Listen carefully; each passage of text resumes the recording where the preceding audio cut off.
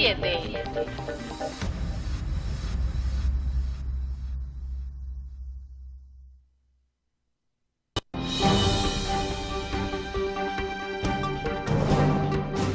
Bien, gracias. Son las 9 de la mañana, ya con 21 minutos. Gracias además por seguir con nosotros aquí en Querétaro 24/7 Noticias. Como todos los jueves está aquí en esta mesa de trabajo y yo agradezco además infinitamente el abogado Adrián Martínez López, que es experto en materia jurídica y que, por cierto, dentro de la propuesta que estamos haciendo aquí en esta plataforma digital, ha ofrecido sus servicios a la gente que nos hace favor de vernos, de seguirnos, para tratar de hacer una defensa jurídica que permita resolver, atender situaciones que muchas veces angustian a muchas familias que tienen de repente situaciones judiciales y no saben ni qué hacer, ni cómo hacer, ni a quién acudir.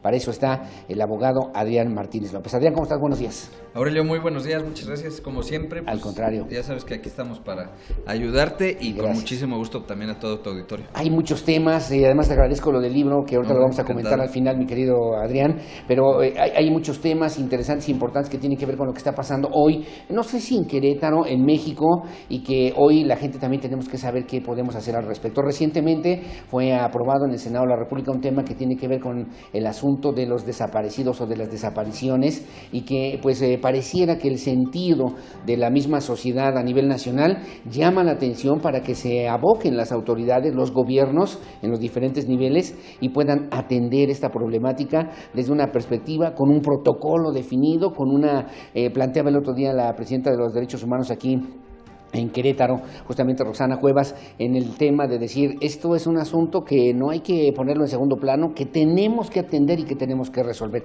¿Cuál tendría que ser y cuál es esta nueva perspectiva que hoy plantean los diputados y senadores sobre este tema de desaparecidos, Adrián? Muchas gracias, Aurelio. Te platico, el tema fue aprobado en comisiones, todavía no está aprobado por el Pleno. Sí, claro. Ya fue aprobado por la Cámara de Diputados y es un tema que ya tiene algo de tiempo en el Congreso, aproximadamente 18 meses. Sí.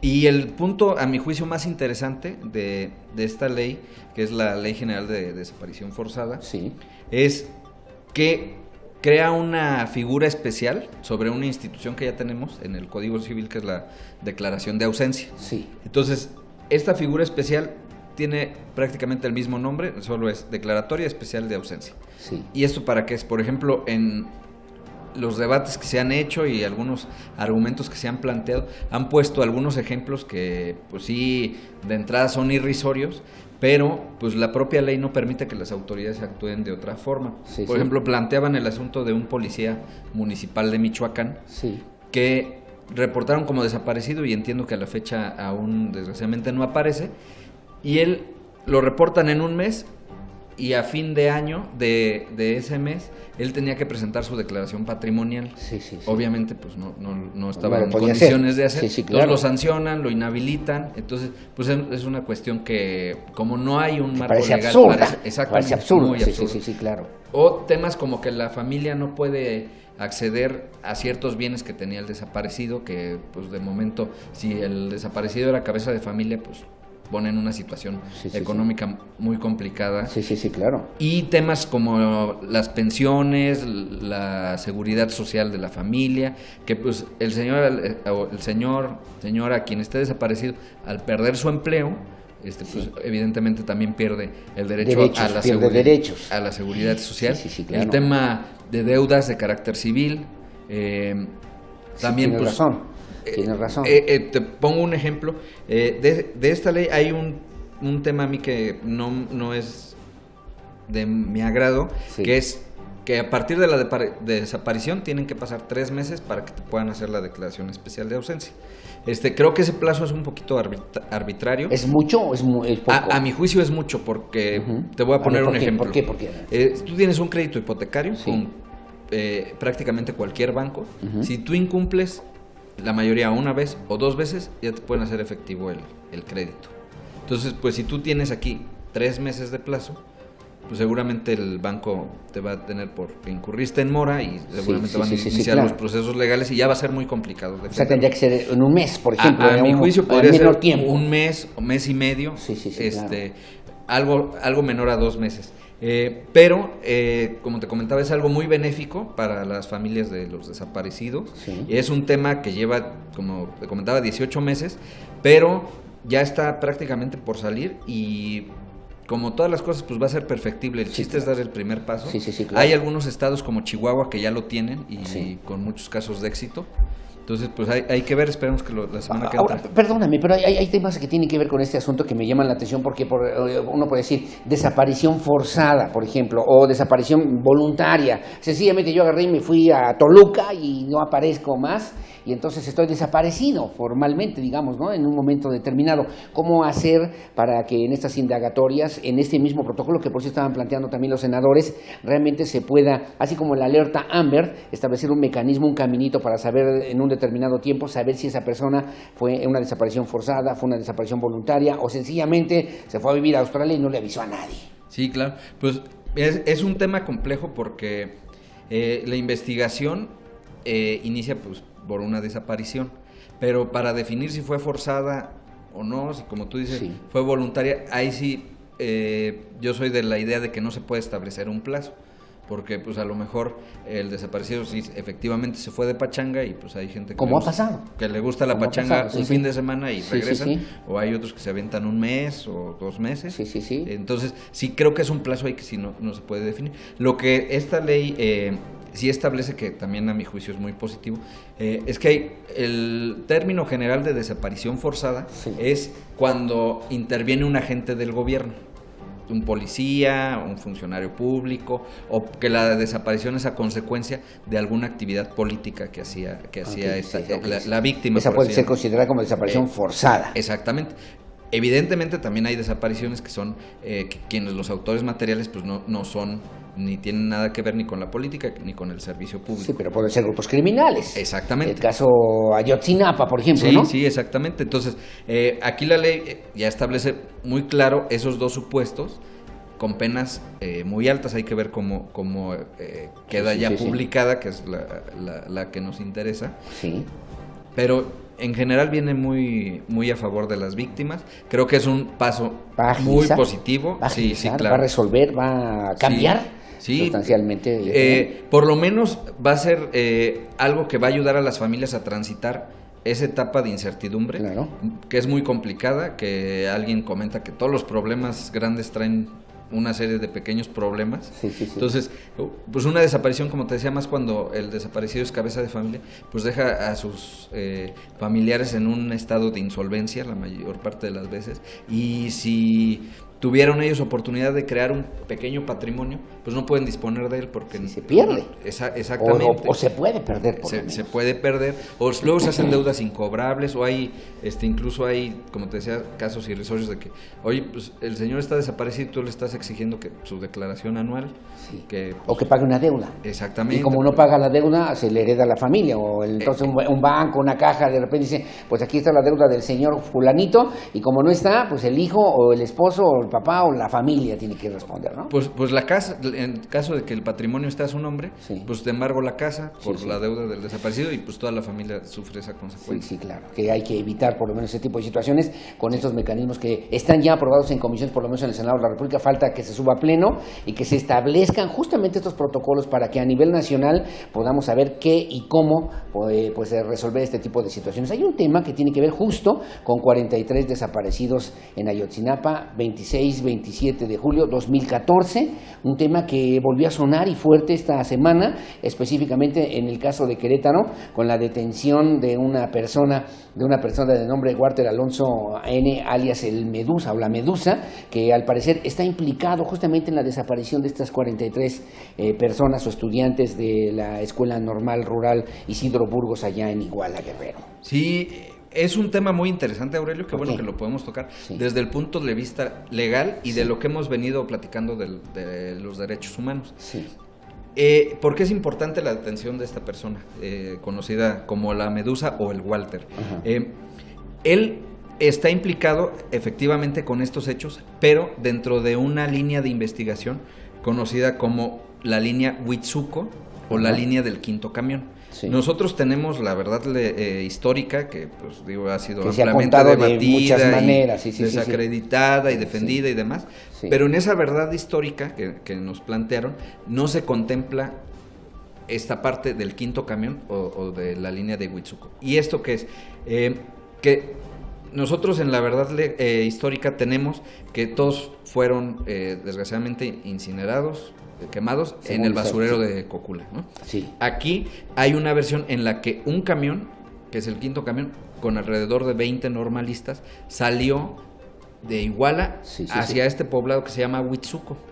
Ahí la finalidad de presentar a estos normalistas era para que el líder de la plaza, el jefe de la plaza, pues decidiera qué hacer con ellos, o sea, si los perdonaban en una o no los organización, perdonaban. ante una organización criminal, ¿no? Organización son los guerreros criminal, exactamente. El tema donde cobra mucha relevancia es que aquí el Walter, por una parte, o Medusa, era encargado de entregar la cuota que le daba este grupo criminal de Guerreros Unidos al subcomandante de la Policía Municipal de Iguala. Ajá. Y en esta línea de investigación aparentemente participaron 2 policías federales. Fíjate nada más. Y un policía o una patrulla ministerial del estado de Guerrero. Sí, de la Fiscalía o de la Procuraduría de Guerrero. Entonces, aquí ya tendremos la participación de autoridades de los 3 niveles de gobierno. Y a mí, por lo que me resulta más interesante el tema de esta detención, es que es producto de una queja que se presentó ante la Comisión Nacional de los Derechos Humanos. Sí. Entonces, la comisión emite una recomendación a la Procuraduría General de la República para que siga esta línea de investigación, porque del quinto camión. Del quinto camión, exactamente, porque como te comentaba, no estaba incluida en la investigación de la... Digamos, documentada. Sí. En esta versión histórica de estos hechos de la... Fíjate que ahí hay en el pliego de consignación de este tema unas declaraciones muy interesantes del chofer de este quinto camión, que por algún motivo no se habían tomado en consideración. Y a la vez también la Comisión Interamericana de los Derechos Humanos, derivado de las investigaciones que ha hecho sobre el caso, también le emite una recomendación a la Procuraduría para que sigan esta línea. Claro, y que entonces lo encausan directamente para que este sujeto que vivía en Querétaro, que estaba en Querétaro, que llegó por alguna razón y que fue detenido, como ya le platicamos el día de ayer la historia, entre San Juan del Río y Amealco y San Juan del Río, que vivía de hecho en San Juan del Río, pues forma parte de una pieza clave, fundamental para la investigación de este tema de los 43 desaparecidos, que al gobierno, dicho sea de paso, Adrián, le ha causado muchos problemas, no solamente nacionales, sino a nivel internacional. Sí, desgraciadamente la imagen del país, pues en este tema que platicamos ahorita de desapariciones y de derechos humanos, pues está... si no por los suelos, pues estamos muy mal parados. Ha habido ocasiones en las que jefes de Estado de otros países, pues por llamarlo, pues, las cosas como son, le han recriminado al presidente de la situación de derechos humanos, específicamente en este asunto, que no tenemos ni la certeza de qué es lo que pasó, ni tenemos todavía castigo para algún... Ni siquiera la menor idea, ¿no? 2 años y meses, ya vamos para 3 años, y que no sabemos todavía bien por dónde comenzar a reconstruir esta supuesta verdad histórica, ¿no? Exactamente, y que no hay un solo responsable ahorita condenado, y que tengamos a ciencia cierta en cómo participar. Adrián Martínez, me quedé pensando también otro día que en un tema rápidamente de Javier Duarte, que también tú conoces perfectamente bien, y lo decía con una situación, tantos miles de millones de pesos que se robaron o no, que no aparecen o no, lo que tú quieras y mandes, que se suponía que el señor tenía en su bolsillo por lo menos una cantidad impresionante de millones de pesos y de dólares, y sale a hacer un escrito, una petición para que le dejen tener un colchón, para que lo dejen salir al patio, para que pueda hacer ejercicio con los demás internos allá en Guatemala, para que le den chance de tener una lamparita, ¿no? Y que pues es parte del derecho que también él puede tener en un momento determinado, Adrián. Sí, claro, pues como te comentaba la otra vez, es un tema legalmente muy interesante. Pues yo no acabo de entender el motivo por el cual él está retenido en una prisión militar.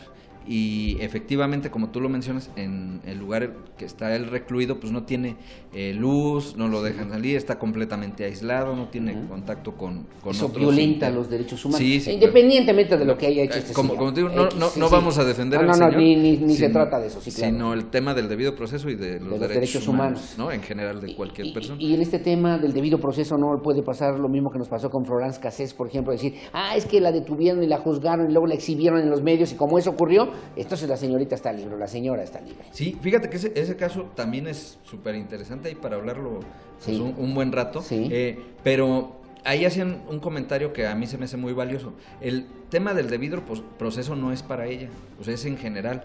Sí, claro. Ella ya salió libre, pero no hay una sola persona sentenciada por ese tema. O sea, si ella no es la secuestradora, supuestamente, pues no hay...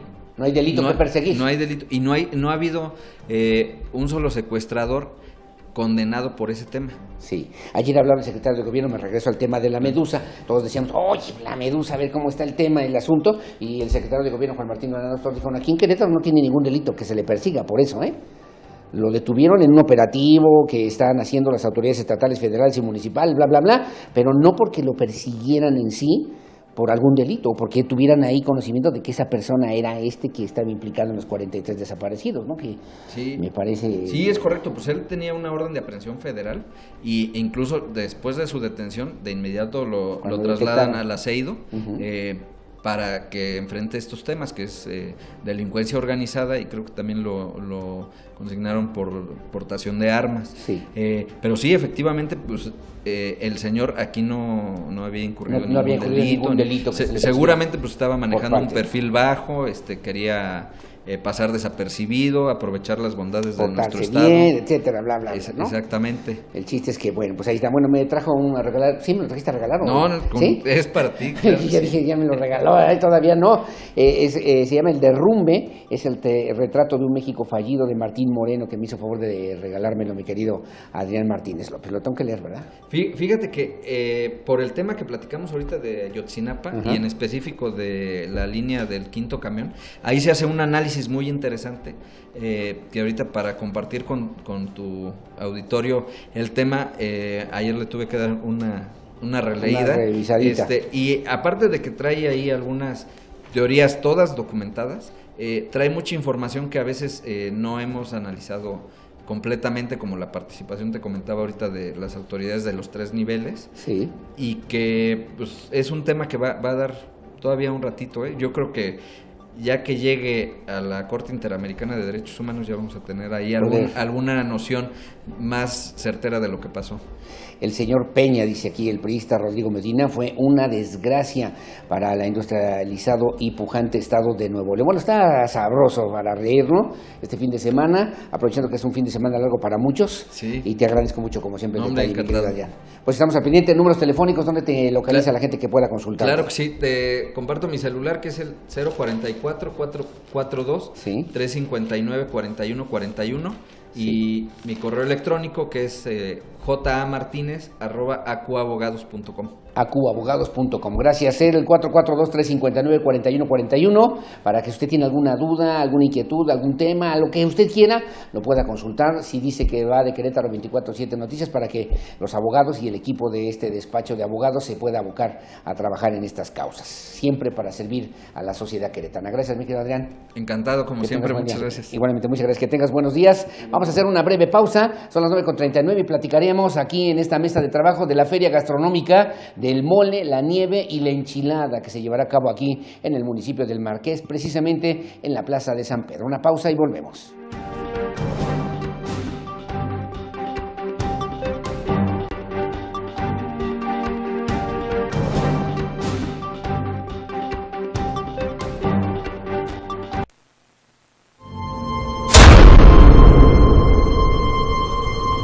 Yo soy la impunidad. ¿Y tú? Tú te quedas callado. No podemos seguir permitiendo esto. Proponemos la Encívica. La Encívica es una convocatoria y una propuesta de acción del INE para todos nosotros. Súmate a la Encívica y sé parte de la conformación de un México distinto.